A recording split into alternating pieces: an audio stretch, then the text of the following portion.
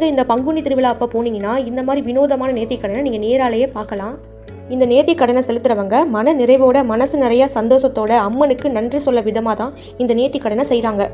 இந்த கோவிலோட வரலாறுன்னு பார்த்தீங்கன்னா 200 வருஷத்துக்கு முன்னாடி கோவிந்த அம்மாள் என்பவங்க அவங்களோட கணவரோட வியாபாரத்தெல்லாம் முடிச்சுட்டு ஒரு ஆத்தங்கரை ஓரமாக குளிக்க போகிறாங்க.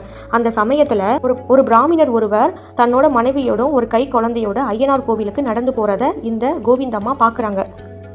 அவங்க குளிச்சு முடிச்சுட்டு அந்த ஐயனார் கோவில் பக்கமாக போகும்பொழுது அந்த குழந்தை தனியாக நிற்கிறத பார்த்துட்டு உன் கூட வந்து அம்மா அப்பா எங்கம்மான்னு கேட்குறாங்க.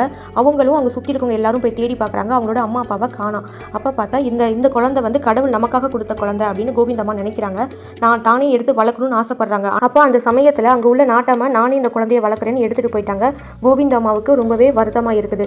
அங்கே போன கொஞ்ச நாள்லையே நாட்டாமையோட வீட்டில் ஆடு மாடு கோழி இந்த மாதிரி நிறைய உயிரினங்கள் வந்து இறந்து போயிடுது. அதை பார்த்து நாட்டாமைக்கு ஒருவேளை இந்த குழந்தைய நம்ம கோவிந்த அம்மாவுக்கு கொடுக்காதனால தான் நமக்கு இப்படி நடக்குதோன்னு தோண ஆரம்பிக்குது. அதனால அந்த குழந்தைய கோவிந்த அம்மாவுக்கிட்டே கொடுத்துட்றாங்க.